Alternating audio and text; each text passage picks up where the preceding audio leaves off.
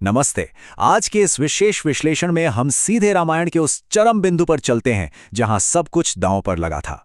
जरा उस माहौल की कल्पना कीजिए। अंतिम और सबसे निर्णायक युद्ध से ठीक पहले की रात। दोनों तरफ भयंकर विनाश हो चुका है और अगले दिन का सूरज एक बिल्कुल नया इतिहास लिखने वाला है। ये कोई साधारण रात नहीं थी, बल्कि अकल्पनीय दबाव और गहरे मनोवैज्ञानिक तनाव की रात थी। तो आइए इस अंतिम रात की गहराई में उतरते हैं और समझते हैं कि उस समय पर्दे के पीछे वास्तव में क्या चल रहा था। इस अंतिम युद्ध से ठीक पहले रावण की मानसिकता बिल्कुल स्पष्ट थी। उसका मानना था कि जब दो महायोद्धा टकराते हैं तो जीत सिर्फ किसी एक की होती है, और जो व्यक्ति जीत की इच्छा रखता है उसे रणभूमि में मृत्यु को हंसते हंसते गले लगाने के लिए पूरी तरह तैयार रहना चाहिए। उसके अनुसार एक सच्चे योद्धा की नज़र में जीवन और मृत्यु दोनों का वजन बराबर होता है, क्योंकि जो मरने से डरेगा वो भला कभी जीत कैसे सकता है। अब जरा लंका के महल के अंदर का दृश्य देखिए। वहां दो बिल्कुल विपरीत विचारधाराओं की भयंकर टक्कर हो रही थी। एक तरफ महारानी मंदोदरी हैं, जो बहुत ही व्यावहारिक और शांतिपूर्ण अपील कर रही हैं। वो रावण को समझा रही हैं कि ऐसी विनाशकारी जीत का आखिर क्या फायदा, जब जश्न मनाने के लिए पीछे कोई अपना बचेगा ही नहीं। वो बस बचे हुए लोगों की जान बचाना चाहती थीं। लेकिन दूसरी तरफ रावण का अटल अहंकार और युद्ध का जुनून था। वो अपनी ही पत्नी की बातों को कायरता बताकर शांति के हर प्रस्ताव को पूरी तरह से ठुकरा देता है। अब आप सोच रहे होंगे कि रावण इतने बड़े विनाश को सही कैसे ठहरा रहा था। उसका तर्क बड़ा सीधा लेकिन खौफनाक था। उसका कहना था कि यदि यश और कीर्ति मर गई तो मनुष्य मर गया समझो। रावण के लिए उसकी अमरता और उसका रुतबा किसी भी कीमत से बढ़कर था। वो अपनी पूरी सेना, अपने परिवार, यहां तक कि अपने वंश की बलि चढ़ाने को भी तैयार था, सिर्फ इसलिए ताकि लोग कहें कि रावण कभी झुका नहीं। उसका मानना था कि शरीर मर सकता है, लेकिन उसका खौफ और उसकी कीर्ति हमेशा जिंदा रहनी चाहिए। तो आखिर ये अंतिम रात दोनों पक्षों के लिए इतनी भारी क्यों थी?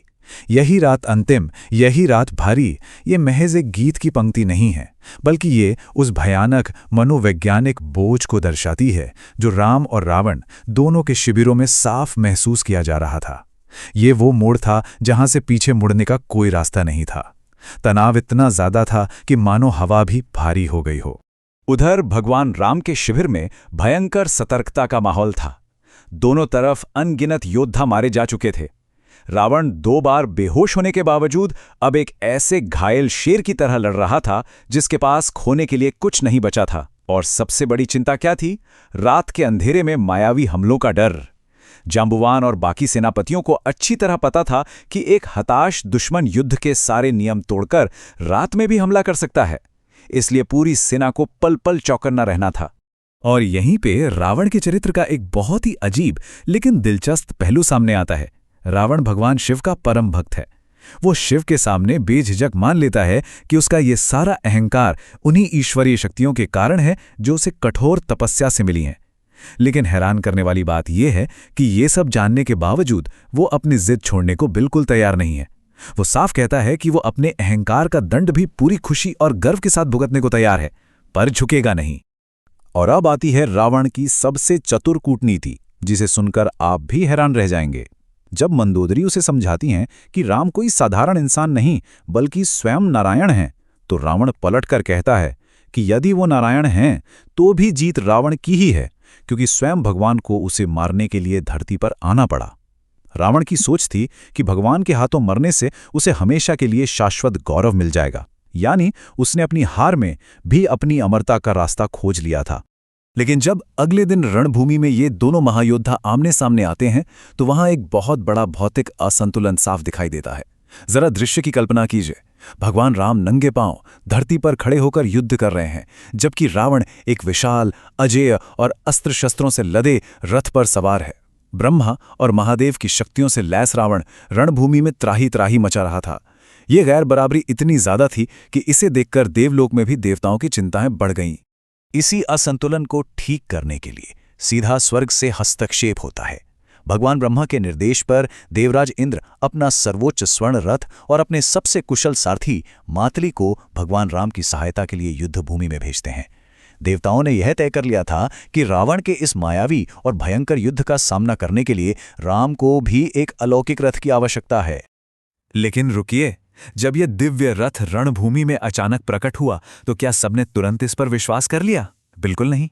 युद्ध में जिस तरह का छल कपट चल रहा था, उसे देखते हुए लक्ष्मण जी इस रथ को लेकर बहुत ज्यादा सतर्क और शक में थे, और उनका ये शक पूरी तरह स्वाभाविक था। शत्रु इतना मायावी था कि युद्ध के बीच में अचानक मिली किसी भी नई चीज पर आंख मूंद कर भरोसा करना एक बहुत बड़ी भूल हो सकती थी। लेकिन जब सारथी मातली ने इस रथ की खूबियां बताएं, सच मानिए ये कोई साधारण रथ नहीं था। इस रथ में 8 महान नागों का बल था। जरूरत पड़ने पर यह अपना आकार छोटा या बड़ा कर सकता था। इसमें इंद्र का महान धनुष और कई अदृश्य दिव्य अस्त्र पहले से मौजूद थे, और सबसे बड़ी बात, ये रथ विचारों की गति से चल सकता था। यानी जिधर सोचने भर की देर, रथ वहां पहुंच जाता।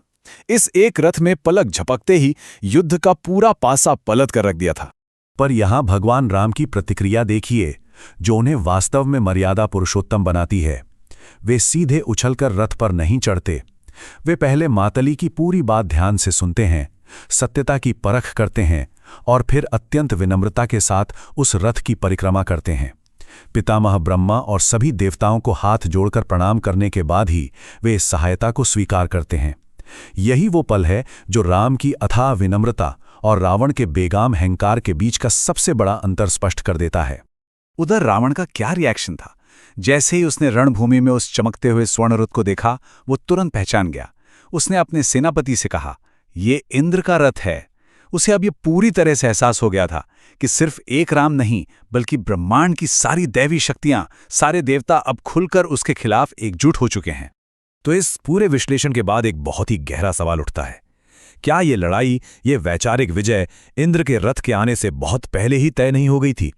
ये पूरी कहानी हमें दिखाती है कि अहंकार चाहे कितना भी विशाल और शक्तिशाली क्यों न हो, जीत अंततः विनम्रता, धैर्य और सत्य की ही होती है।